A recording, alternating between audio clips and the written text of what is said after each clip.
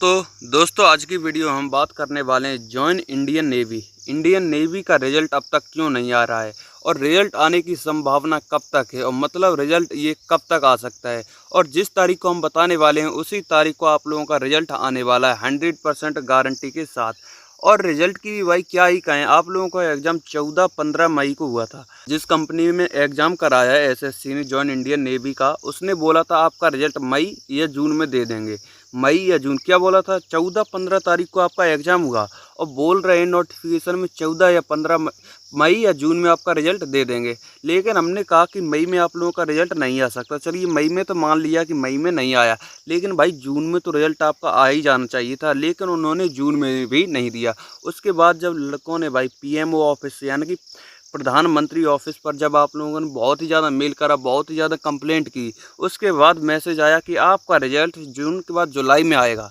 चलिए फिर हम लोगों ने भाई जुलाई में वेट किए, चलिए जुलाई में आ जाना चाहिए, लेकिन कंपनी का भाई क्या ही कहना कि जुलाई में भी रिजल्ट नहीं दिया। अब कब बोल रहे हैं, अब बोल रहे हैं कि आपका रिजल्ट अगस्त में आएगा। अब भाई क्या ही कहें, एसएससी के भाई कुछ नहीं कह सकते। मतलब एक तो भाई पेपर लीक कराते हैं, एक तो रिजल्ट भी ढंग से नहीं दे पाते। भाई समझ में नहीं आ रहा मतलब ये करना क्या चाहते हैं, रिजल्ट देंगे भी या नहीं देंगे, या पर कैंसिल करने का मन है भाई।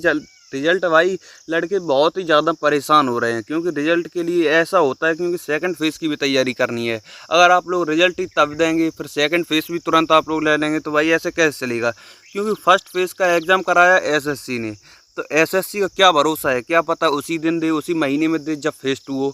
और फेज़ 2 कराएगी ऑफिशियल जो नेवी होती है, वो फेज़ 2 नेवी कराएगी। तो नेवी के तो भाई मतलब नहीं है आपका फेज़ 1 रिजल्ट कब आया, फेज़ 2 उन्हें चाहिए बस। जैसे ही फेज़ 1 रिजल्ट आया वैसे ही आप लोग फेज़ 2 के लिए रेडी हो जाएंगे।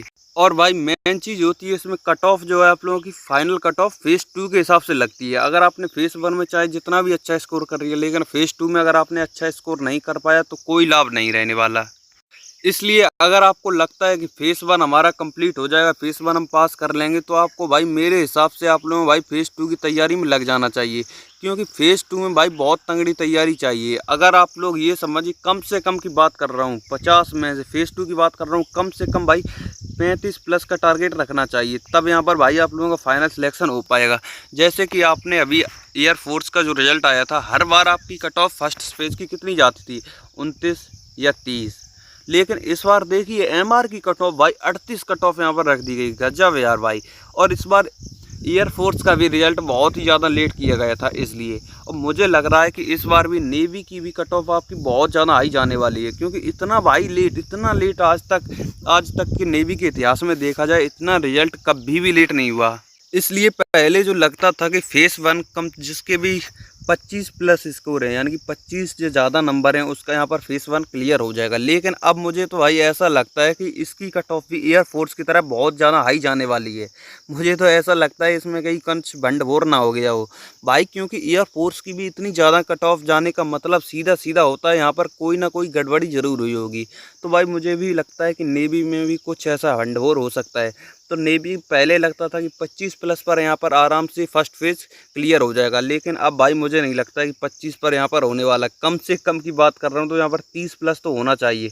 अगर जिसके भी 30 प्लस हैं उसका तो भाई यहाँ पर आने की पूरी चांसेस हैं भाई। फिर भी कुछ कह नहीं सकते, क्या पता 35 चली जाए, कितनी कट ऑफ जाए।